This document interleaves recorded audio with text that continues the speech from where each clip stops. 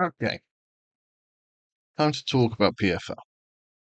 Now, I have a number of issues with professional. Was it professional fighting league? That's about right. That feels about correct. And no, I mean, okay, so let's start here. They have some great athletes. PFL Championship Series. She's a great athlete. He's a good athlete. I mean, he's a great athlete. We saw him go to toe with this guy. We know he's great. These two, they're fine. They're good. Cape Town. Okay, let's start. Let's start with the big one. This is not helpful. So this is what tournaments. 9-3, 9-3. Okay. So who are these people? Let's see. Athletes. World tournament. PFL World Tournament. What does that mean? There's no explanation by World Tournament. Do you mean all these guys have fought each other? These two are definitely not fought, but like it's simple things like that. It's a championship series. These are the guys that fought for the PFL. Um, what's it called? The PFL Championship. It's not really what it is because they also have the Bellator title, which I'll get into in a second. But she's held the belt, I'm pretty sure. He's a Bellator champ. He's a Bellator champ. He fought and lost, so that feels wrong as well. PFL Europe, nothing yet. PFL MENA, nothing yet. So, no one from Europe. States, no one from Europe. No one from Europe. PFL Africa, your big namesake, nothing. Schedule, World Tournament. 1st of August. What, like, what does this mean? Championship Series, this is what you're known for.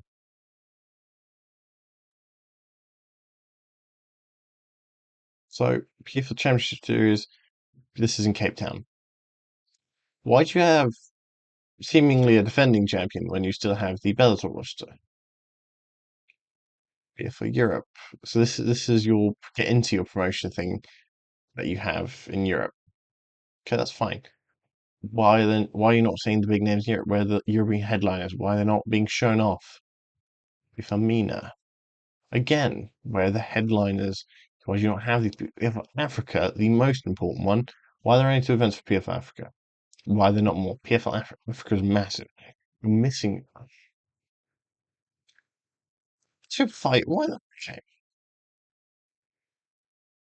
so this feels, yeah, this is the part where we take a step back and I'm going to rant about my issues with PFL.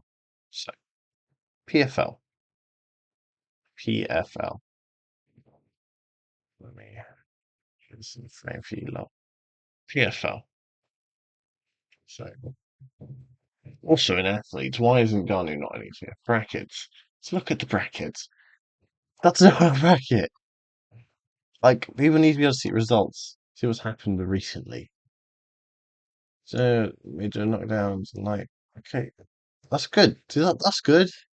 Media. Let's look at photos. I'm a photographer. Pretty standard. It's not helpful. Why do you not have a list of champs? Why do you not have? Okay, so for context, so PFL bought Bellator. PFL bought Everton. That's all. In November 2023, they purchased Bellator MMA. Now, Bellator forever has been the number two. Forever. It's kind of dropped off in recent years, especially after like 2012, where all the ex UFC legends just ended up. But that's understandable because PFL Bellator was great. They had all these great. They had Patricio Pitbull. They had Michael Chandler. They had these guys. PFL bought them. And instead of doing the logical thing of taking the PFL champs, putting them against the Bellator champs, creating the unified Bellator championship, and then really unifying their roster. And what I'd have done, not being funny, is I'd have made it look like the PFL fighters were better, even if all the champs lost. I'd have set up So you had the top 15. I'd set the top 15 and I'd have stylistically matched it up to make the PFL guys look good to prove that they were the best in the world. But ignoring that, they don't do that, and they then create the super fight division, France to fight in, and there's never really seen more fights. And it makes no sense because there's effectively three champions at any point.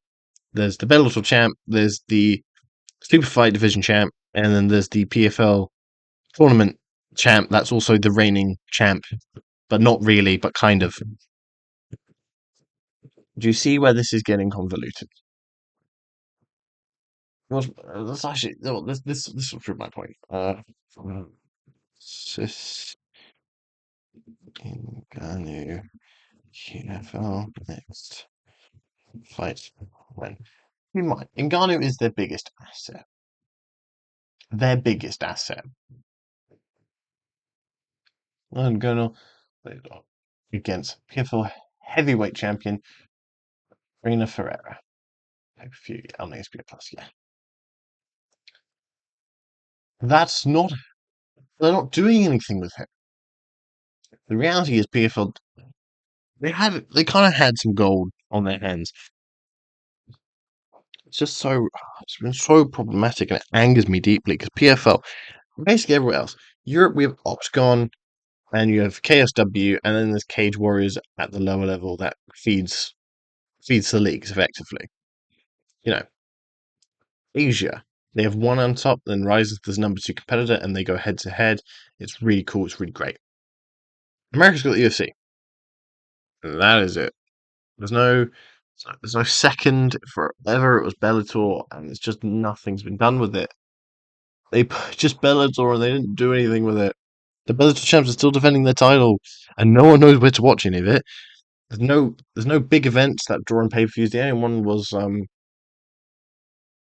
Umar's brother versus the Irish lad, and that's just because that's Khabib McGregor too, which has been done 1,000 times. That drew numbers. That did drew tangible numbers. People were genuinely interested, especially because Paul Hughes, I believe his name was, did such a shockingly good job against the Russian. But it's what they've just missed a complete opportunity. The tournament system can work, and I love tournaments. I king love tournaments. You have no idea how much I love tournaments. I'm a karate guy. We do the bracketed tournaments. If you go to a karate, it's bracketed tournaments. It's the coolest shit ever. A bracketed tournament is the literal coolest thing on motherfucking planet Earth. But PFL doesn't do that. They do it. I've had it explained to me as they do it the NFL style. And as a Brit, that means fuck all to me.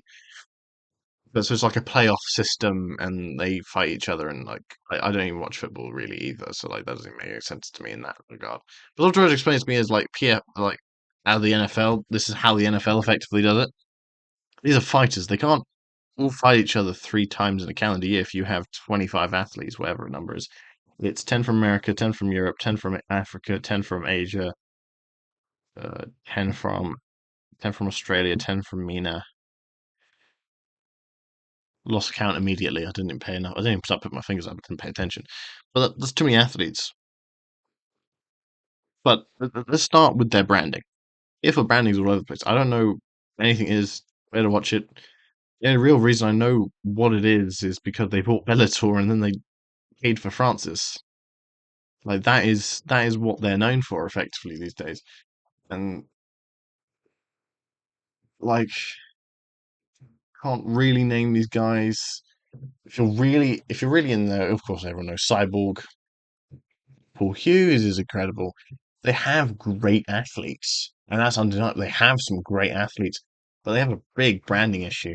Like they have a lot of UK talent, like a shocking. I think they have more UK fighters than the UFC currently has UK fighters.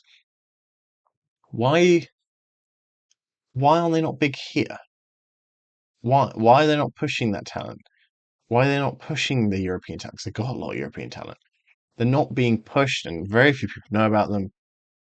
Like MMA is hard enough to talk to over here. I am quite lonely in the fact that I cannot talk to anyone about this really. I can talk to my dad, kinda. And that's basically it. I try and get my friends into it. They're not here for it. But like, they know what the UFC is. They kind of know what one is. No goddamn clue what the PFL is. No blimmin' clue, and that's hateful because, like, oh my god. So let's go to the shop. PFL shop. Let's see. Wow, they can't even show the thing. Uh, yes, you got Francis. PFL, PFL. Have they fixed the issue finally? No, they haven't. Bellator merch, front page. Oh my lordy, lordy. Ngannou is an incredible athlete, and they're so underutilizing him. It's horrific. But like, I can get the struggles because they are trying to be more. They're trying to spread across the world while still being an American-based promotion. They're failing drastically to compete though with the UFC. It's quite sad. It's really sad because they have some incredible athletes over there. It hurts to watch them just be funneled around. PFL's got a lot of money. Ngannou is heading up PFL Africa and is meant to be the chairman there. And all the African champs talk about how good the people coming out of Africa are going to be. And honestly, I've seen it. Like Rug in one he's a heavyweight, so it's not the highest level, but damn, he's good, fucking good for a heavyweight, especially. And you look around and it's true.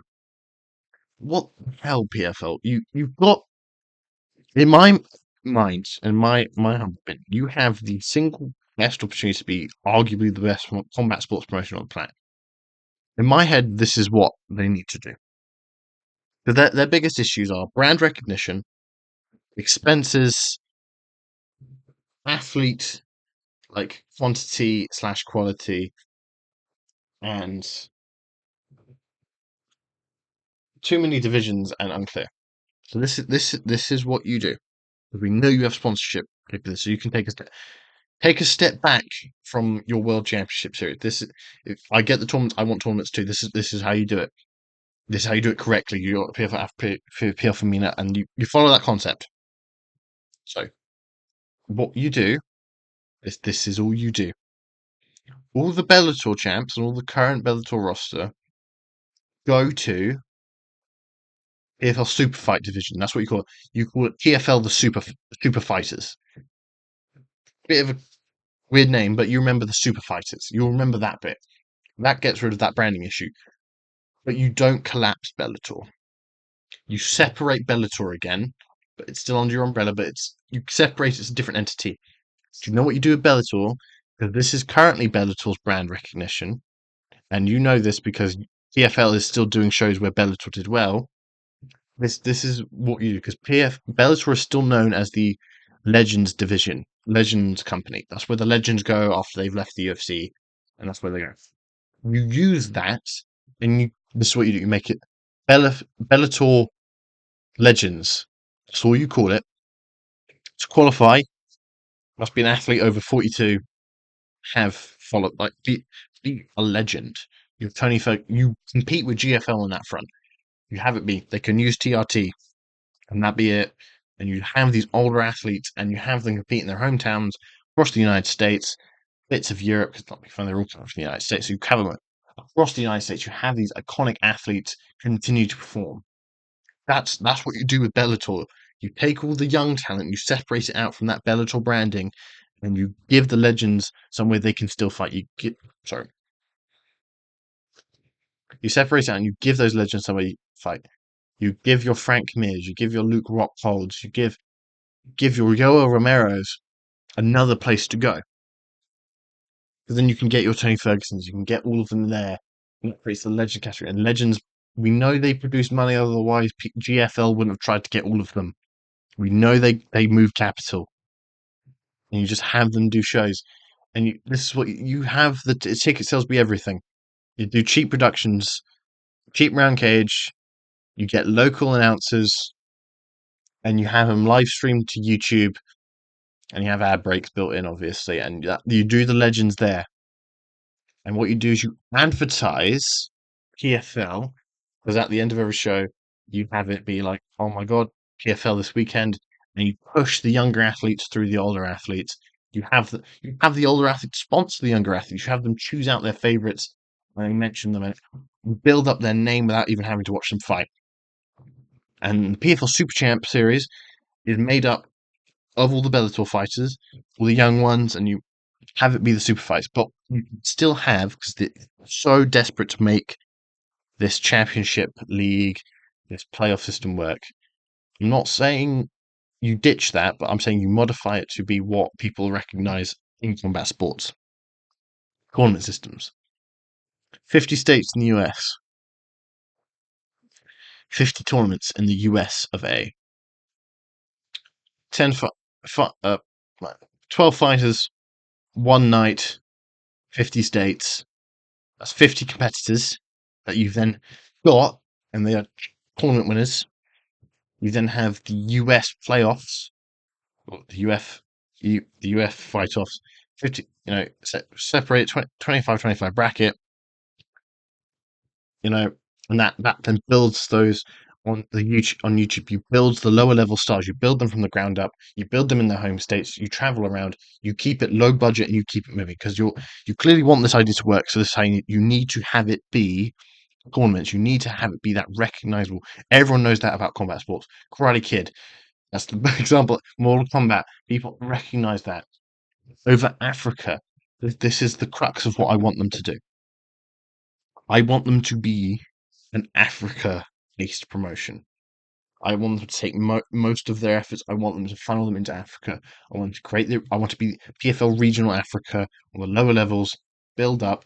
Those athletes then come to regular PFL and you prove that Africa is the home bed of MMA. You have Francis Ngannou, you have him be the chairman, you have him be the face of that, and you have that be the main driving source of new athletes be out of Africa. And that means you own the African market and you just make Africa associate you with mixed martial arts and you own them.